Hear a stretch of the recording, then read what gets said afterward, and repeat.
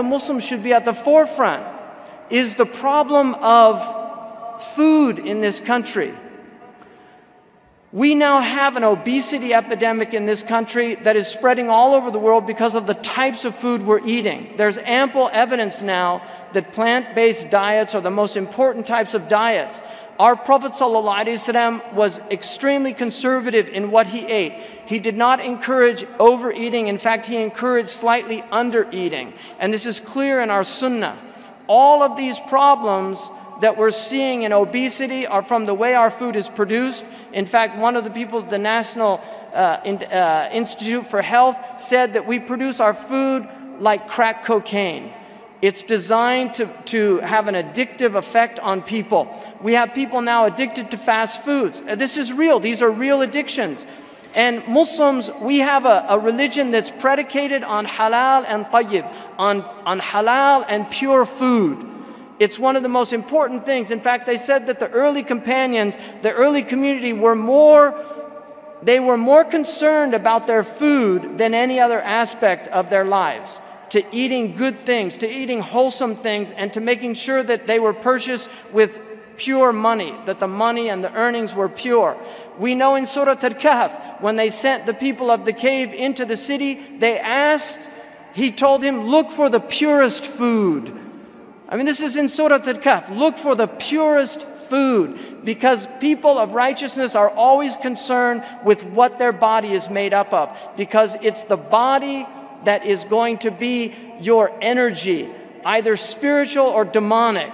And when you're eating negative food, you're going to be doing negative things. Sidi Ahmed Zarruq, may Allah subhanahu wa ta'ala have mercy on him, and may Allah subhanahu wa ta'ala restore him back to his place of resting, because we recently found out, many of us, that Sidi Ahmed Zarruq's grave was desecrated in Libya, literally dug up. And these people claimed that Libyans were worshipping Ahmed Zarruq. Sidi Ahmed Zarruq said that all of the blessings of the world are in two things: the company you keep and the food that you eat.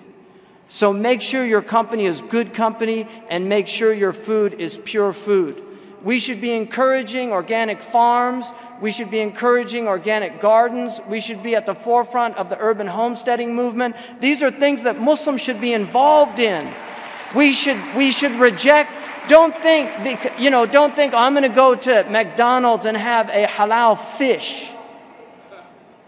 Right? Seriously, because the whole way that McDonald's, everything about McDonald's is antithetical to our Prophet ﷺ and his Sunnah. And I'm speaking openly. I don't care what anybody says. I am telling you that fast food is something that is destroying people. And we have to oppose fast food consumption. Don't drink Coca-Cola. Don't drink Pepsi-Cola. Don't drink Calthar Cola. Don't drink cola. Drink water. Drink milk. Drink soy milk if you want to. But don't drink these drinks that have nothing good for you, and the way they're produced is unhealthy. We have an unsustainable consumption of plastic. If you look back there and look at the number of plastic cans, plastic bottles of water that are back there, we've got a garbage fill in ISNA because we're drinking. This is unsustainable. It cannot be sustained. We have to find alternative approaches to the way we consume things. We have to be committed to being green, the green dean. But we have to have commitment. I don't want applause. I want real commitment. I want people to commit to changing their lives. We need to divest in our homes. We need to be, we talk about boycotting Israel. I'm talking about boycotting all of them. If you can recognize their names, you should be boycotting them, because these people are destroying this planet. They're over-consuming, they're overselling. Costco is a crisis. The whole Costco mentality. Do you know that they don't even put labels on Costco hauls, so you don't know where things are in Costco, because they want you to wander around, because they know people will have impulse buying and buy more things than they actually needed. This is social psychology. You are being manipulated like mice in a maze. And we need to oppose this type of mentality, because it's destroying people. So I'm really asking you to really think about the Better World Buying Guide. We should have our own Muslim version of that. of really making choices. I don't fly United Airlines anymore because they get an F. I don't fly American. I fly Virgin American, I fly Southwestern, and I fly JetBlue, because these have the highest ratings in terms of how they treat their employees, in terms of their commitment to social responsibility, the amount of money they're having. Legislation is not having an impact on these people. They control legislation. The only thing that will have an impact on these people is that we stop supporting them, because they have bought our senators, they have bought our congressmen. Mitt Romney speaks on their behalf, and Barack Obama speaks on their behalf. We need to take back our country, and the way we do that is by educating ourselves and educating others and making moral commitments to not being part of the madness that we're in. Allah subhanahu wa ta'ala said, Kunu shuhada ala nas. Be witnesses unto mankind. Be witnesses unto mankind. Be kuntum khayra ummatin ukhrijat linnas. You are the best community brought forth. We have to embody those meanings. We need to stop supporting clothes. You know, I get now, my clothes are made. I have a tailor who prays 5 prayers in the masjid. And I go and he makes me my clothes in one day. And I know that the garments are actually fair trade garments. I don't want to support this system anymore, and I don't think you should want to, or you should.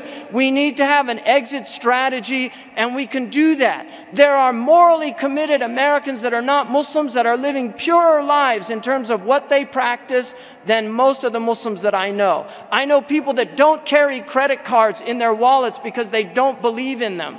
Non-Muslim peoples that are doing this, they will not carry credit cards. I met a Catholic who was so committed to the idea of not having usury.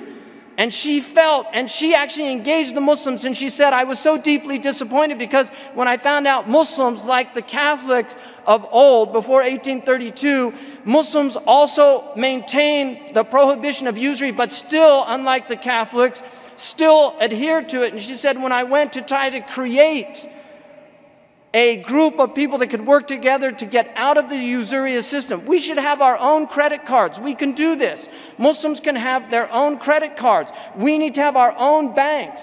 Banks are not easy. They're not hard to start. It's very easy to start. It's so easy to start that instead of the bank robbers, they used to rob the banks. They realized we can just start our banks. Why rob them and risk going to jail? Let's just open up our own banks, and then we can rob all the people, right? This is what they did. So they actually got on the boards of the banks, right? Really, this is what's happened. So this is absolutely imperative that we really think about this. I would recommend going to moveyourmoney.org about moving out of the major banks into the smaller credit unions, local banks, as a first step, because all of these major banks, they own all of the pawn shops. They own all of the usurious check cashing schemes in the poorest neighborhoods. It's the same companies. You should look at the documentary Maxed Out and see what they do. It's sinister what they do. And they destroy your credit scores because they want you to have low credit scores. So if you miss one payment, you get knocked down on your credit score because they want you to pay more interest. It's all a game. It's a scheme. And people have been really, unfortunately, they've become victims, but it's because of our lack of vigilance. It's our lack of vigilance. So this is, I really feel this is absolutely necessary that we become part of the solution and not part of the problem. But we have to do it with real moral commitment. That's the only way.